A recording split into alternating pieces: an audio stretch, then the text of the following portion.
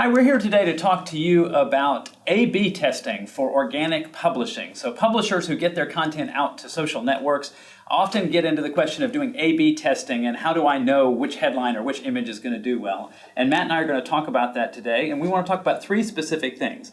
Okay, on the topic of A/B testing really being multivariate testing. So when we start out, let's say we have two different headlines, right? And I want to test them both to see what works best. And so if you start imagining, okay, let me change my image, and I've got image A and image B, now I've got myself a 2x2 matrix. And if I sort of add more things to it, now all of a sudden I've got a 4x4 matrix. We don't see publishers doing this level of testing, I would presume. We don't see people beyond scientists doing this level of testing for the most part, but yeah, certainly not. Publishers generally wouldn't have the time. You couple this with the different demographic groups that you would need to target in order to do a proper A/B test, and then you have a whole nother level of complexity. So you have like a three-dimensional matrix and all. And the reason I illustrate this is not to be pedantic or turn this into an academic conversation, but it is illustrative. I mean, what you're trying to accomplish with the A/B test is built on a foundation of, sort of this kind of rigorous thought, which is fantastic. But normally we see this in the paid world, right? We're talking about organic posts. Media companies publish their content out to Facebook, Twitter, other social networks,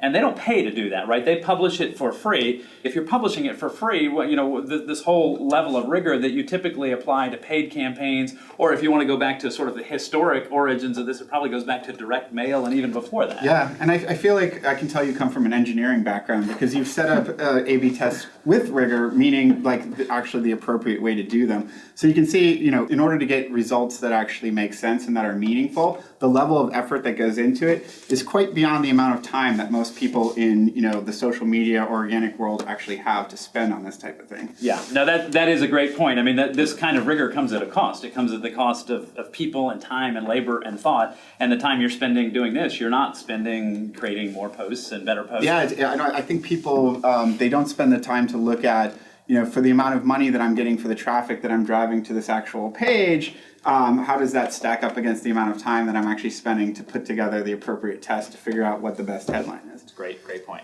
Okay, now we want to go to point number 2, which is that A/B testing presumes a scarcity that may not exist when you're actually publishing out to social networks. So if you go way back into the days of direct mail, right, in the U.S. Postal Service, people who did direct mail campaigns routinely did A/B tests or multivariate tests. I write one letter and I include this kind of content. I write another letter, maybe it's longer, maybe it's shorter. But because you're actually having to pay to distribute that content, there is a scarcity there. And we're talking about free posts, right? Yeah, I mean, it's interesting that you brought this point up. This is not something that I had really thought about, but this goes back to like Adam Smith and talking about when there's scarcity of something, there's usually a decent amount of value behind it or value that people would be willing to attribute to it. So therefore, a decent amount of time that people would be willing to put in to figure out, of these different options that people would be willing to pay a lot for, which is the option that's going to drive the most interest in that actual,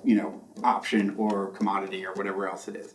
There's a scarcity of consumer attention, but you're dealing with algorithms and optimization of timing and things like that, things that our software does to try to take that and make you not have to worry about it. How can I compete for the attention? But really, there's no reason why you can only put out 2 or 4 or 8 or 10 posts. I mean, many of our media clients put out literally hundreds of Facebook posts, Twitter posts, tweets. I mean, so there's a lot of content that's going out. It is all competing for attention.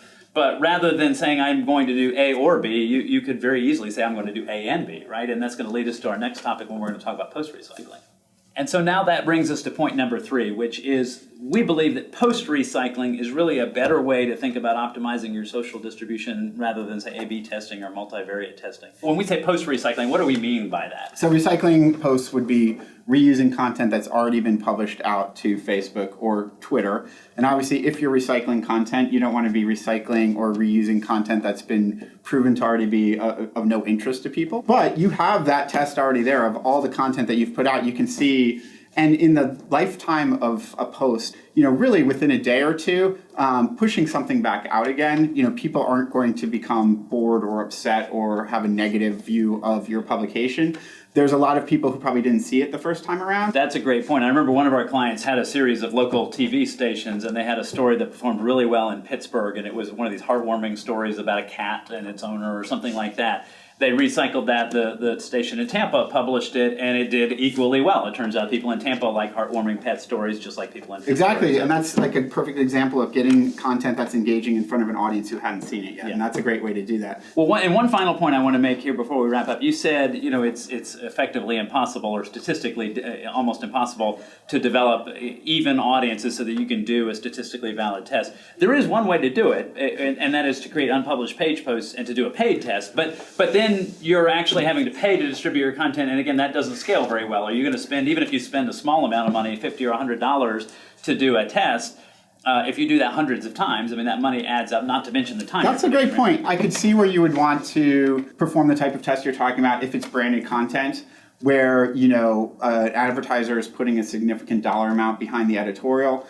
So you may want to figure out, what's the best headline, what's the best image that's going to drive people towards these impressions or video views that I've actually guaranteed. That's a situation where it would make sense. But when you're talking about your general editorial content that's going out where you're driving referral traffic, you have to think about what's the amount that we're making per view on the page, and is it actually significantly more than what we're going to spend in order to have a statistically significant A/B test on paid content.